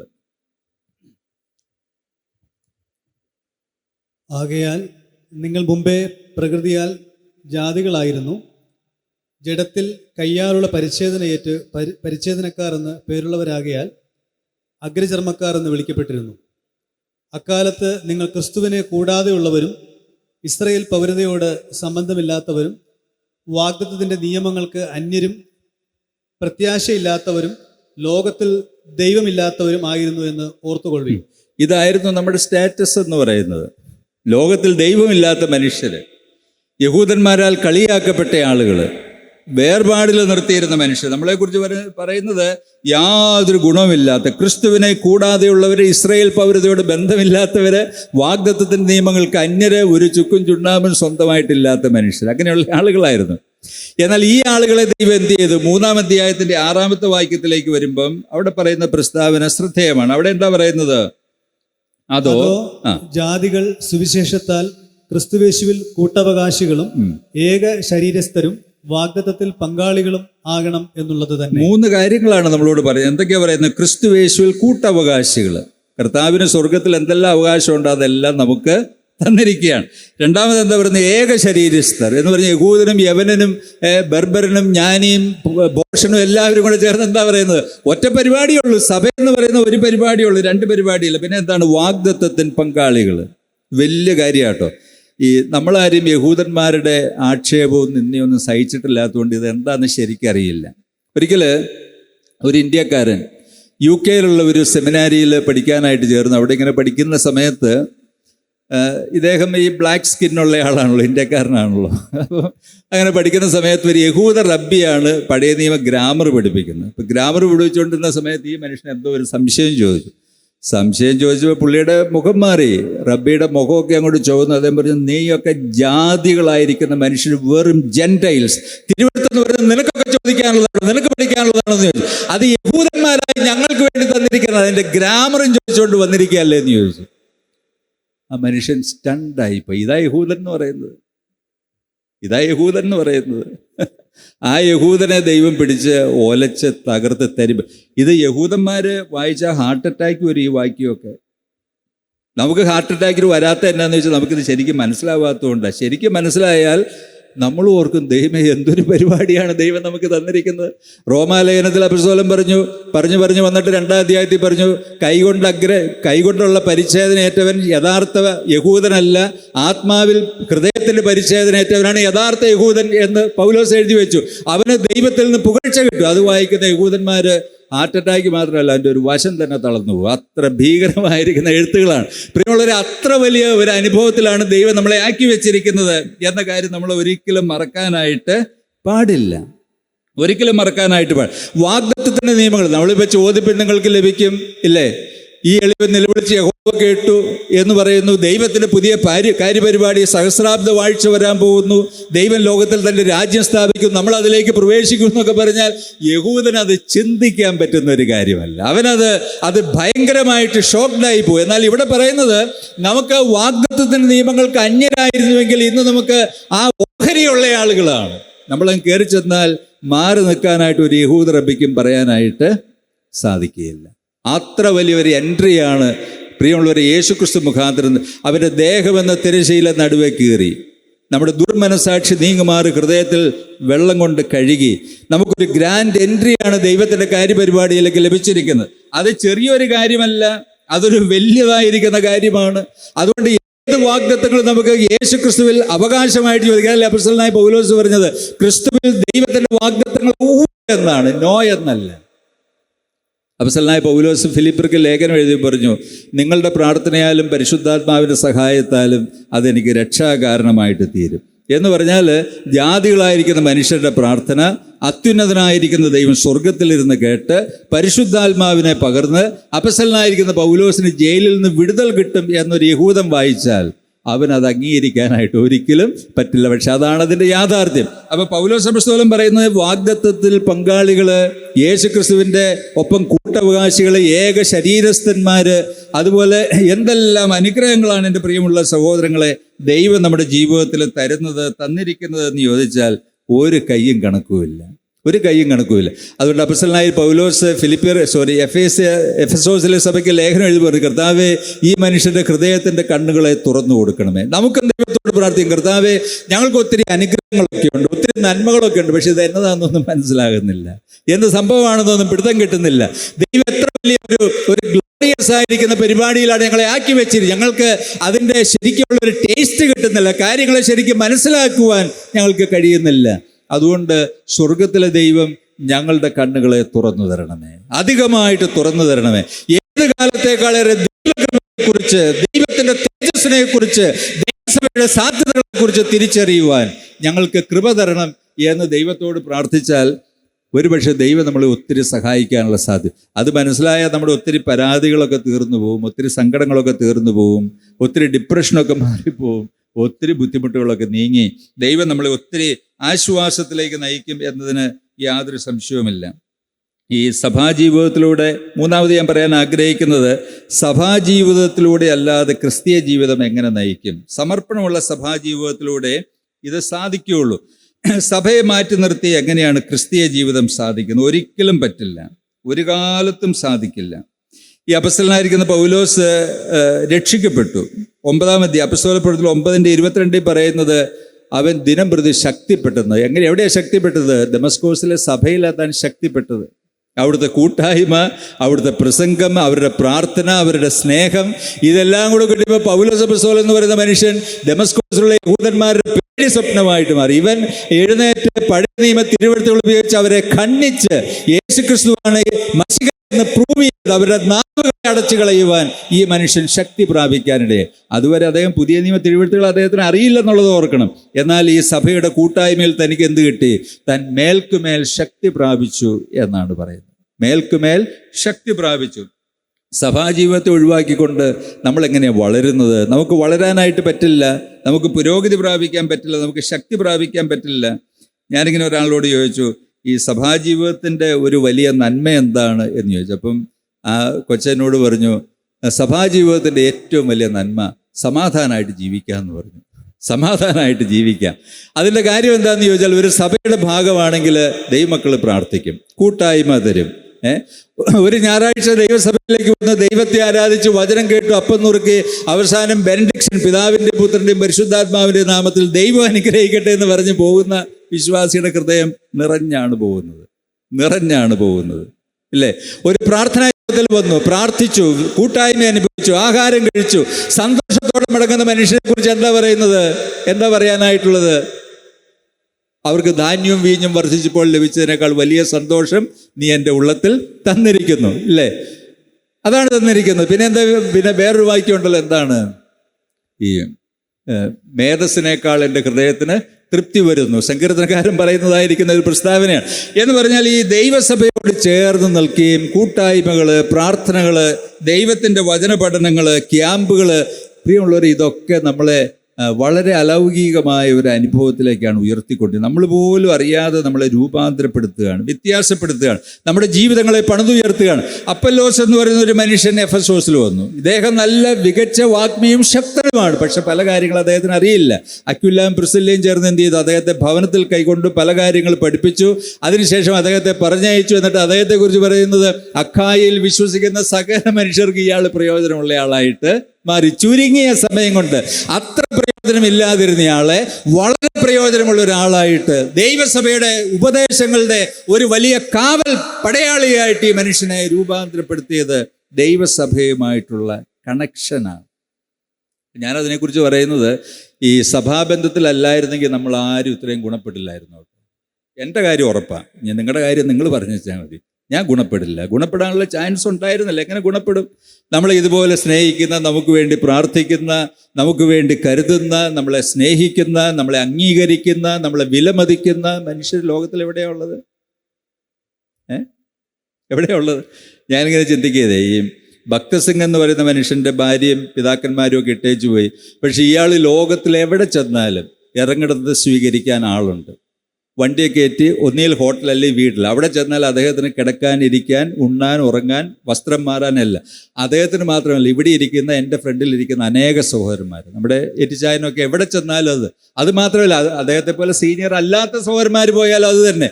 അവർ ലോകത്തിൽ എവിടെ പോയാലും, ഡൽഹി പോയാലും, മുംബൈ പോയാലും, ഗോവയിൽ പോയാലും, കർണാടകയിൽ പോയാലും, ചെന്നൈ പോയാലും, എവിടെ പോയാലും, ഞാൻ പറയുന്നത്, ഇങ്ങനൊരു ബന്ധം എവിടെയാണ് നമുക്ക് കിട്ടുന്നത്?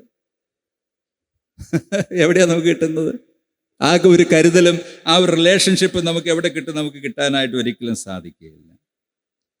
നമ്മുടെ ഒത്തിരി വിശ്വാസികൾ വിശുദ്ധന്മാരായതുകൊണ്ടല്ല പാപത്തിൽ വീഴാത്തത്, ദൈവസഭയുടെ ശുശ്രൂഷയും പ്രാർത്ഥനയും കൊണ്ടാണ് പലരും വീഴാത്തത്. അതിന് സംശയമൊന്നുമില്ല. പാറയെ പിളർക്കുന്ന കൽപ്പന എന്ന് പറയുന്ന പോലെ ഹൃദയത്തെ പിളർന്നു കളയുന്ന ദൈവത്തിൻ്റെ വചനത്തിൻ്റെ ശുശ്രൂഷകൾ, പ്രവാചക ശുശ്രൂഷകൾ, അതൊക്കെ ഹൃദയത്തിലേക്ക് വരുന്ന സമയത്ത് ആളുകൾ പാപം ചെയ്യാൻ താല്പര്യമുള്ളവർ വേണ്ടെന്ന് വിചാരിക്കും. അതിനേക്കാൾ ഭേദം പാപം ചെയ്യാതിരിക്കുക എന്നുള്ള കാര്യം അവർക്ക് മനസ്സിലാകും. അപ്പം നമ്മുടെ വിശുദ്ധ ജീവിതവും സഭാബന്ധവും അവിടെയുള്ള ശുശ്രൂഷകളും ഒക്കെ തമ്മിൽ നല്ല ബന്ധമുണ്ട്. അതുകൊണ്ട് എനിക്ക് പറയാനുള്ളത്, ഭർത്താക്കന്മാരെ സഭയുടെ എല്ലാ ശുശ്രൂഷകൾക്കും പറഞ്ഞു വിടണം, തിരിച്ചും പറഞ്ഞു വിടണം, മക്കളെ പറഞ്ഞു വിടണം. അതിൻ്റെ ഗുണം എന്താണെന്ന് ചോദിച്ചാൽ, അവർ നല്ല മനുഷ്യരായിട്ട് നിൽക്കാനായിട്ട് ദൈവം ഇടയാക്കുക, ശുദ്ധയും നിഷ്കളങ്കയുമായിട്ട് നിൽക്കാനായിട്ട് ഇടയാകും. ഞാൻ 1-2 കാര്യം കൂടെ വേഗത്തിലൊന്ന് പറയട്ടെ. എന്നോട് ജോർജ് ഫിലിപ്പ് സോരം പറഞ്ഞു, 10 മിനിറ്റ് പുള്ളി ഇൻട്രൊഡക്ഷൻ എടുത്തുകൊണ്ട് അത് എന്നോട് എടുത്തോളാൻ പറഞ്ഞായിരുന്നു. അപ്പം 4-മത് ഞാൻ പറയുന്നത് കുറച്ചും കൂടെ പ്രാക്ടിക്കലാണ്. സമർപ്പണമുള്ള സഭാജീവിതത്തിലൂടെ മാത്രമേ കുഞ്ഞുങ്ങളും ചെറുപ്പക്കാർക്കും നല്ല അടിസ്ഥാനങ്ങൾ കിട്ടുകയുള്ളൂ. ഈ സൺഡേ സ്കൂൾ എന്ന് പറയുന്നത് എന്തോ ഒരു ഇമ്പോർട്ടൻ്റ് ആണെന്നറിയാമോ? എത്ര പിള്ളേർ സ്നാനത്തിന് സാക്ഷ്യം പറയുമ്പോൾ ഈ ആൻറ്റി സുവിശേഷം പറഞ്ഞു ഞാൻ രക്ഷിക്കപ്പെട്ടു, അങ്കിൾ പറഞ്ഞു രക്ഷിക്കപ്പെട്ടു എന്ന് എന്തോരം പിള്ളേരാ പറയുന്നത്. എത്ര പിള്ളേർ! പക്ഷേ നമ്മുടെ സൺഡേ സ്കൂളുകളുടെ പ്രശ്നം എന്നാന്ന് ചോദിച്ചു കഴിഞ്ഞാൽ, 8:30 എന്ന് പറഞ്ഞാൽ 9-9:15 ആവും ആളുകൾ വരുമ്പോൾ. പിന്നെ എത്ര സമയമുണ്ട്? വല്ല 10-20 മിനിറ്റ് എന്തെങ്കിലുമൊക്കെ കിട്ടും, അത്രേ ഉള്ളൂ. കാര്യക്ഷമമായിട്ടല്ല പല സ്ഥലങ്ങളിൽ, എല്ലാ സ്ഥലത്തും അല്ല, പല സ്ഥലങ്ങളിലും.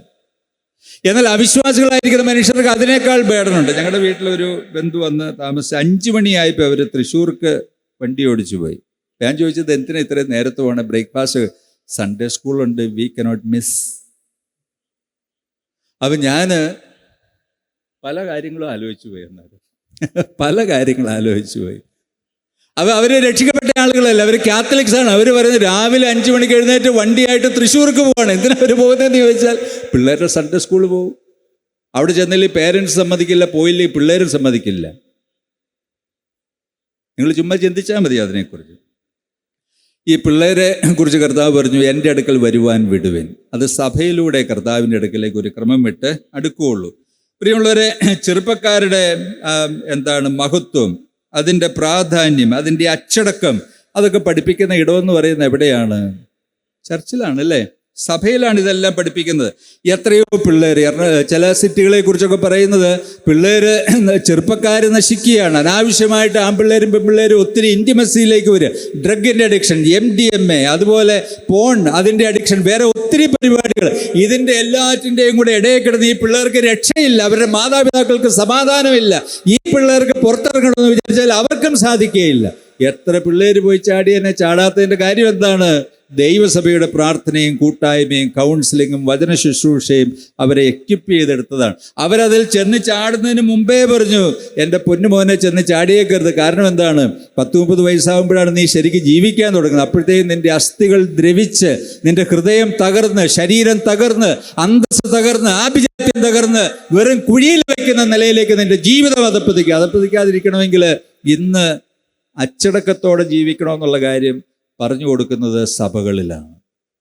പേരൻസ് പറയാൻ മടിച്ചാലും ക്യാമ്പിൽ സംസാരിക്കും. ഇന്നിപ്പോൾ സെക്ഷൽ പ്യൂരിറ്റിയെക്കുറിച്ച് ചെറുപ്പക്കാരുടെ ഇതിനെക്കുറിച്ച് ക്ലാസ്സുകളെടുത്തു. അതുപോലെ ചെറുപ്പക്കാരെക്കുറിച്ച് വേറെ ക്ലാസ്സുകളെടുത്തു, കുഞ്ഞുങ്ങൾക്ക് ക്ലാസ്സുകളെടുത്തു. ഇതൊക്കെ കേൾക്കുന്ന സമയത്ത് മാതാപിതാക്കൾക്ക് പറയാൻ പേടിയും ബുദ്ധിമുട്ടുള്ള കാര്യങ്ങളൊക്കെ സഹോദരന്മാരും സഹോദരിമാരും ഒക്കെ പഠിപ്പിക്കും. അത് കേൾക്കുന്ന സമയത്ത് ആളുകളുടെ ഹൃദയം എന്ന് പറയുന്നത് ദൈവഭയം കൊണ്ട് നിറയും. അവരതിലേക്ക് ചെന്ന് ചാടാനായിട്ടിടയായിത്തീരുകയില്ല. ഈ ടൗണിലുള്ള സഭകൾ, ഞാൻ വിചാരിക്കുന്നു ബാംഗ്ലൂരും ചെന്നൈയിലും മുംബൈയിലും ഡൽഹിയിലും അങ്ങനെ ഹൈദരാബാദിലൊക്കെയുള്ള സഭകൾ എന്ന് പറയുന്നത് നമ്മുടെ എന്തോരം പിള്ളേരല്ലാത്ത പിള്ളേരൊക്കെ ജോലിയായി വിദ്യാഭ്യാസത്തിനായി ചെല്ലുന്ന സമയത്ത് ആ പിള്ളേർ തേരാപ്പാര നടക്കാതെ അവർക്ക് ജോലിയായി, വിദ്യാഭ്യാസമായി, വിവാഹമായി, അംഗീകാരമായി അവരെ നിലനിർത്തുന്നത് അവിടെയുള്ള സഭകളും കൂട്ടായ്മകളുമാണ്. അല്ല, വീട്ടിലിരിക്കുന്ന പേരൻസാണ് ഇവർ മുഴുവൻ കൊണ്ട് നടക്കുന്നത്. ഒന്നുമല്ല. അവരൊക്കെ നല്ല നിലയിൽ നിൽക്കുന്നുണ്ടെങ്കിൽ ആ ചെറുപ്പക്കാരിൽ പല ആളുകളും ഇന്ന് സഭയുടെ മൂപ്പന്മാരും അതുപോലെ ദൈവദാസന്മാരും വേദപുസ്തകത്തിന്റെ ഉപദേഷ്ടാക്കന്മാരുമായിട്ട് മാറിയിട്ടുണ്ടെങ്കിൽ അതിൻ്റെ പിറകിൽ വ്യാപരിച്ചത് ഈ സഭയും സഭാബന്ധങ്ങളുമാണ് എന്ന കാര്യം നമ്മൾ തിരിച്ചറിയാതിരിക്കാനായിട്ട് ഒരിക്കലും പാടില്ല. നമ്മുടെ ചെറുപ്പക്കാർക്ക് സഭയിൽ വെച്ചാണ് പ്രിയമുള്ളവരെ ഒരു വിഷൻ കിട്ടുന്നത്, ജീവിതത്തിനൊരു ഡിറക്ഷൻ കിട്ടുന്നത്. മാതാപിതാക്കൾ എത്ര സമാധാനത്തോടെ ഇരിക്കുന്നു. അവർ സഭയിലെ ശുശ്രൂഷക്കാരോട് അവിടെ ഇന്ന് മോൻ യോഗത്തിന് വന്ന പിന്നെ അവൻ വന്നു, അവന് ഈ സഭയിൽ ഒരു വലിയ അനുഗ്രഹമാണ്. അപ്പോൾ അമ്മച്ചിക്ക് രാത്രി കിടന്നുറങ്ങാൻ ഒരു പ്രശ്നവുമില്ല, ഈ പപ്പയ്ക്ക് രാത്രി ഉറങ്ങാനായിട്ട് ഒരു പ്രശ്നവുമില്ല. ചർച്ചിലും പോകുന്നില്ല, എവിടെ പോയെന്നും അറിയില്ല, കൂട്ടായ്മയില്ല, ബൈബിൾ സ്റ്റഡി ഇല്ല. ഇവിടെ വന്നിട്ട് ഒരു 2-3 മാസമായി എന്ന് പറഞ്ഞാൽ അത് കേൾക്കുന്ന പേരൻസിൻ്റെ അവസ്ഥ ഒന്ന് ആലോചിച്ച് നോക്കി. എത്ര പരിതാപകരമായിരിക്കും. പക്ഷെ അത്രയും വലിയ ഉപകാരങ്ങളും അത്ര വലിയ ശുശ്രൂഷകളും അത്ര വലിയ സപ്പോർട്ട് സിസ്റ്റവും ഈ സഭകളിലൂടെ ദൈവമക്കൾക്ക് ലഭിച്ചിട്ട് പ്രിയമുള്ളവർ, അതിനെക്കുറിച്ച് നാം നന്ദിയുള്ളവരാണോ? ആ ശുശ്രൂഷകളെ വിലമതിക്കുന്നതിൽ നാം വിജയിക്കുന്നുണ്ടോ? നമുക്ക് ചിന്തിക്കാൻ കൊള്ളാവുന്ന ഒരു കാര്യമാണ്. നമ്മൾ ചിന്തിക്കേണ്ടതായിരിക്കുന്ന ഒരു വിഷയമാണ്.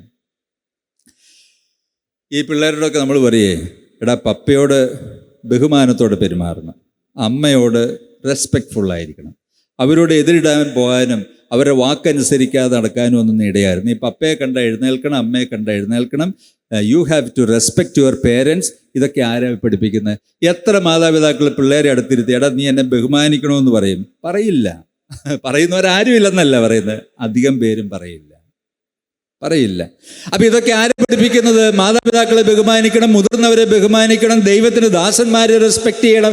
ഇതൊക്കെ ആരെ പഠിപ്പിക്കുന്നത്? ദൈവമക്കളാണ് പഠിപ്പിക്കുന്നത്, ദൈവത്തിന്റെ ദാസന്മാരാണ്, ദൈവസഭയാണ് ഇതിന്റെ വിദ്യാഭ്യാസ കേന്ദ്രങ്ങൾ എന്ന് പറയുന്നത്. അപ്പൊ ഈ പിള്ളേർ ഗുണമുള്ള പിള്ളേരായിട്ട് തീരുന്നതിൻ്റെ അടിസ്ഥാനപരമായിരിക്കുന്ന കാര്യം അവർ ദൈവസഭയുടെ ഭാഗമായി നിൽക്കുന്നു എന്നുള്ളതാണ്. അതിനെ നമ്മൾ എങ്ങനെയാണ് കാണാതിരിക്കുന്നത്? 1 തിമോത്തി 5-ാം അധ്യായത്തിൻ്റെ 1 മുതൽ 8 വരെയുള്ള വാക്യങ്ങളിൽ മനുഷ്യരോട് എങ്ങനെയാണ് പെരുമാറുന്നതെന്ന് പഠിപ്പിക്കുന്ന അധ്യായമാണ്, അല്ലേ? 1 തിമോത്തി 5-ന്റെ 1 തൊട്ട് 8 വരെ. മൂത്തവനെ ഭത്സിക്കാതെ അപ്പനെ പോലെയും. ഈ മുതിർന്നവരെ കണ്ട ചൂടാവരുത്, അവരോട് റെസ്പെക്റ്റ്ഫുൾ ആയിട്ട് സംസാരിക്കണമെന്ന് എവിടെയാണ് പഠിപ്പിക്കുന്നത്? സഭയിലാണ് പഠിപ്പിക്കുന്നത്, അല്ലേ? അല്ലാത്ത ആളുകൾ എന്താ, കോളേജ് ചെന്നിട്ട് പ്രിൻസിപ്പലിനെ കൊരാവോ, പ്രൊഫസറിനെ കൊരാവോ, എന്തെല്ലാം പരിപാടികളാണ്. എന്തേ നമ്മുടെ പിള്ളേർ അങ്ങനെ ചെയ്യാത്ത? ഇത് പഠിപ്പിച്ചിട്ടുണ്ട്, അതുകൊണ്ടാണ്. പിന്നെ എന്താണ്, ഇളയവരെ സഹോദരന്മാരെ പോലെ, മൂത്ത സ്ത്രീകളെ അമ്മമാരെ പോലെ, ഇളയ സ്ത്രീകളെ നിർമ്മലതയോടെ, പിന്നെ എന്തൊക്കെയാണ്, ഇങ്ങനെ സാക്ഷാൽ വിധവമാരെ ബഹുമാനിക്കുക. വിധവമാരെ എടുത്ത് തീക്കുണ്ടത്തിലേക്ക് എറിഞ്ഞുകൊണ്ടിരുന്ന ഒരു കാലത്ത് വേദപുസ്തകം പറയുകയാണ് വിധവമാരെ ബഹുമാനിക്കണമെന്ന്, അവർക്ക് ചെലവിന് കൊടുക്കണമെന്ന്, അവരെ മാനിക്കണമെന്ന്. ലോകത്തിൽ ഏത് പുസ്തകം ഇങ്ങനെയൊക്കെ പഠിപ്പിക്കുന്നത്? ഇതൊക്കെ ദൈവസഭയുടെ ടീച്ചിങ്സ് ആണ് എൻ്റെ പ്രിയമുള്ളവരെ. ദൈവത്തിൻ്റെ സഭയിലാണ് ഇങ്ങനെയുള്ള കാര്യങ്ങളൊക്കെ പഠിപ്പിക്കുന്നത്. ഒരു കാര്യം കൂടെ പറയാൻ അവസാനിപ്പിച്ചുകൊള്ളാം, ഇതിനോട് ചേർന്ന് പോകുന്നതാണ്. ഈ സഭയില്ലായിരുന്നെങ്കിൽ നമ്മുടെ ആരുടെയും കുടുംബജീവിതം ഇന്നത്തെ മേൽ മെച്ചപ്പെടുമായിരുന്നു എന്ന് എനിക്ക് തോന്നുന്നില്ല. കുടുംബജീവിതം രൂപപ്പെടുന്നതും അനുഗ്രഹിക്കപ്പെടുന്നതും അതിൻ്റെ നല്ല അടിസ്ഥാനങ്ങൾ കിട്ടുന്നതും ഒക്കെ ദൈവസഭയുമായിട്ടുള്ളൊരു ആഴമേറിയ റിലേഷൻഷിപ്പിലാണെന്നുള്ള കാര്യം പറയാതിരിക്കാൻ പറ്റില്ല. ബിബ്ലിക്കൽ മാൻ, ദൈവവചന പ്രകാരമുള്ള പുരുഷനാരാണ് എന്ന ഒരു സന്ദേശം ഞാൻ ആദ്യം കേട്ടത് ബൈബിൾ ക്ലാസ്സിലാണ്. ദൈവവചന പ്രകാരമുള്ള സ്ത്രീ ആരാണ്, അങ്ങനെ ഒരു ടേം തന്നെ ഞാൻ കേട്ടിട്ടില്ല. എൻ്റെ പൊന്നെ, എനിക്കറിയില്ലായിരുന്നു. ബിബ്ലിക്കൽ മാൻ, ബിബ്ലിക്കൽ വുമൺ എന്നൊക്കെ പറഞ്ഞാൽ എന്ത് സംഭവമാണ്? പുരുഷൻ എന്ന് പറഞ്ഞാൽ ആരാണ്, സ്ത്രീ എന്ന് പറഞ്ഞാൽ ആരാണ്? പുരുഷൻ എന്ന് പറഞ്ഞാൽ ആരാണ്? മീശയുണ്ട്, പിന്നെ എന്താണ്, മസിലുണ്ട്, അങ്ങനെ സ്ട്രക്ചർ. സ്ത്രീ എന്ന് പറഞ്ഞാൽ മസിലൊന്നുമില്ല, കുറച്ചും കൂടെ സോഫ്റ്റ് ആയിരിക്കുന്ന ഒരു എൻറ്റിറ്റി, അതാണോ സ്ത്രീ എന്ന് പറയുന്നത്? അങ്ങനെയല്ല. അപ്പൊ ബിബ്ലിക്കൽ മാൻ, പുരുഷൻ എന്ന് പറഞ്ഞാൽ ആരാണ്, സ്ത്രീ എന്ന് പറഞ്ഞാൽ ആരാണ്, സ്ത്രീ പുരുഷ ബന്ധം എന്താണ്, വിവാഹം എന്താണ്, ഡിവോഴ്സ് എന്താണ്, അബോർഷൻ എന്താണ്, പിള്ളേരാരാണ്, പിള്ളേരെങ്ങനെയാണ് വളർത്തേണ്ടത്, ഇതൊക്കെ എവിടെയാണ് പഠിച്ചത്? ഇതൊന്നും കുടുംബങ്ങളിൽ ആരും ഒന്നും കേട്ടിട്ടില്ല, പഠിച്ചിട്ടില്ല, പഠിപ്പിച്ചിട്ടില്ല എന്നുള്ള അർത്ഥത്തിലൊന്നും അല്ല ഞാൻ പറയുന്നത്. പലരും പലതും കേട്ടിട്ടുണ്ടായിരിക്കും. പക്ഷേ അതിനൊരു പക്വതയും അതിനൊരു അടിസ്ഥാനവും അതിനൊരു ശരിയായിരിക്കുന്ന ദിശാബോധമൊക്കെ ലഭിച്ചത് എവിടെയാണ് കിട്ടിയത്? ആണുങ്ങളെല്ലാവരും ബിബ്ലിക്കൽ മാൻ അല്ല, പെണ്ണുങ്ങളെല്ലാവരും ബിബ്ലിക്കൽ വുമൺ അല്ല. പിന്നെ എന്താ പറയുന്നത്? അതിന് ഒരു ചിട്ടവട്ടങ്ങളുണ്ട്, അതിനൊരു അച്ചടക്കമുണ്ട്, അതിനൊരു ഫീച്ചറുണ്ട്. ഇതൊക്കെ പ്രിയമുള്ളവരെ ദൈവത്തിൻ്റെ വചനത്തിൽ നിന്നാണ് വാസ്തവത്തിൽ പഠിക്കുന്നത്. കല്യാണം കഴിക്കാൻ പോകുമ്പോൾ നമ്മൾ പറയും, അപ്പോഴേ ഡിവോഴ്സിനെ കുറിച്ച് ചിന്തിക്കണ്ട, ഇപ്പം ചിന്തിച്ചോ, വേണമെങ്കിൽ കഴിച്ചാൽ മതി, വേണ്ടെങ്കിൽ കഴിക്കണ്ട, യോജിപ്പുണ്ടെങ്കിൽ കഴിച്ചാൽ മതി, ഇല്ലെങ്കിൽ കഴിക്കണ്ട, ഡിവോഴ്സ് എന്ന് പറയുന്ന കാര്യവും പറഞ്ഞുകൊണ്ട് ഇങ്ങോട്ടാരും പോരണ്ട, we will not allow it എന്ന് സ്ട്രിക്റ്റ് ആയിട്ട്. അതുകൊണ്ട് നമ്മുടെ ഇടയിൽ ഡിവോഴ്സിൻ്റെ തോതെന്ന് പറയുന്നത് വല്ല 0.1 ഒക്കെ ഉണ്ടാവുള്ളൂ, അതിൽ കൂടുതലൊന്നും ഉണ്ടാകില്ല. എന്താ അങ്ങനെ ആളുകൾ നിൽക്കാനുള്ള കാരണമെന്ന് പറയുന്നത്, ഇന്ന് എല്ലാവരും ഇട്ടേച്ച് പോകുന്ന സമയമാണല്ലോ, ഇല്ലേ? പെൺപിള്ളേരുടെ കയ്യിൽ 60,000 70,000 രൂപ ശമ്പളം, ആണുങ്ങൾക്ക് അവർക്കും ഉണ്ട് അതിനത്ര ശമ്പളം. നീ നിൻ്റെ വഴിക്ക്, ഞാൻ എൻ്റെ വഴിക്ക് എന്ന് പറയാം, പക്ഷെ പറയില്ല. പറയാത്തതിൻ്റെ കാര്യം എന്താണെന്നറിയാമോ? അവരുടെ ഉള്ളിൽ വചനവും ദൈവഭയവും കിടപ്പുണ്ട്. അതാ അതിൻ്റെ കാര്യമെന്ന് പറയുന്നത്. അല്ലെങ്കിൽ എന്താണ്, ഇതെല്ലാം തകർന്നു പോകും. അപ്പോൾ പ്രിയമുള്ളവരെ, എന്താണ്, ദൈവം യോജിപ്പിച്ചതിനെ വേർപിരിക്കരുത് എന്ന് പഠിപ്പിച്ചു. കുടുംബജീവിതത്തിൽ അതിനെ നല്ലതാക്കുന്നത് എങ്ങനെയാണ്, അതിനെ മെച്ചപ്പെടുത്തുന്നത് എങ്ങനെയാണ്, കുടുംബജീവിതത്തെ ആസ്വാദികരമാക്കുന്നത് എങ്ങനെയാണ്, ഇതെല്ലാം വേദപുസ്തകത്തിലൂടെ പഠിപ്പിക്കുകയാണ്. കുഞ്ഞുങ്ങളെ വളർത്തുന്നത് എങ്ങനെയാണ്? കുഞ്ഞുങ്ങളെ വളർത്താനായിട്ട് എന്ത് പരിശീലനമാണ് ലോകത്തിലുള്ളത്? ഒരു പരിശീലനമില്ല എൻ്റെ പ്രിയമുള്ളവരെ. കുഞ്ഞുങ്ങളെ വളർത്താനായിട്ട് പരിശീലിപ്പിക്കുന്ന ഇടമെന്ന് പറയുന്നത് കർത്താവിൻ്റെ സഭയാണ്. അത് ഇന്നും ഇന്നലെയും തുടങ്ങിയതൊന്നുമല്ല. അപ്പോസ്തലനായ പൗലോസ് പറഞ്ഞു, ആ വിശ്വാസം നിന്റെ വലിയമ്മ ലോവീസിലും നിന്റെ അമ്മ യുനീക്കയിലും നിന്നിലും ഉണ്ടെന്ന് ഞാൻ വിചാരിക്കുന്നു എന്ന് പറഞ്ഞാൽ ഒരു ജുഡയോ ക്രിസ്ത്യൻ ട്രഡീഷനാണ്. പിള്ളേരെ ദൈവകൃപയിലും വചനത്തിലും വളർത്തിയെടുക്കുക. അവർ വളരുകയല്ല, പിന്നെ അവരെ വളർത്തിയെടുക്കുകയാണ് എന്ന് പറയുന്ന ആശയം ലോകത്തിന് പരിചയപ്പെടുത്തുന്നത് ദൈവസഭയുടെ ദൗത്യവും ഉത്തരവാദിത്വവുമാണ്. അതുപോലെ റെസ്പോൺസിബിലിറ്റീസ് ഓഫ് ദ കപ്പിൾ, ഭർത്താവിൻ്റെ ജോലി, ഭാര്യമാരുടെ ജോലി, ദുർവൃത്തിക്കാരെയും എന്താണ് വ്യഭിചാരികളെയും ദൈവം വിധിക്കുമെന്നുള്ള ഭയനിർദ്ദേശം എന്താണ്? സഭയില്ലായിരുന്നെങ്കിൽ കുടുംബങ്ങളൊക്കെ തകർന്ന തരിപ്പണമായിപ്പോയെന്ന്. ഞാൻ എൻ്റെ വാക്കുകൾ അവസാനിപ്പിക്കുകയാണ്. ഈ വിഷയം ഞാൻ വിചാരിക്കുന്ന ഈ രാത്രി മുഴുവൻ പറയാനുണ്ട്, തീരില്ല. അത്രയും കാര്യങ്ങൾ നമുക്ക് ഇതിനകത്ത് പറയാം. എന്നാൽ ഒരു കാര്യം ചിന്തിക്കാനായിട്ട് നിങ്ങൾക്ക് പ്രേരണ കിട്ടിയെങ്കിൽ ഈ ക്ലാസ് വിജയിച്ചു. എന്താണ്? നമ്മുടെ ജീവിതത്തിലെ ഒട്ടുമിക്ക അനുഗ്രഹങ്ങളും നമുക്ക് ലഭിച്ച എക്സ്പോഷർ, കാഴ്ചപ്പാട്, ഡിറക്ഷൻ, ഇതൊക്കെ ഈ സഭാബന്ധത്തിൽ ആണ് നമുക്ക് ലഭിച്ചത്. ഒരു സമർപ്പണമുള്ള സഭാബന്ധം. ഒരു സമർപ്പണമില്ല, വല്ലപ്പോഴൊക്കെ വന്നു പോകുന്നേ ഉള്ളെങ്കിൽ ഇതിൽ പലതും നമ്മൾ അറിയില്ല. ദൈവം നമ്മളെ സഹായിക്കട്ടെ. ദൈവനാമത്തിന് മഹത്വം ഉണ്ടാകട്ടെ. ഈ അവസരം ലഭിച്ചതോർത്ത് ദൈവത്തിന് സ്തോത്രം ചെയ്യും.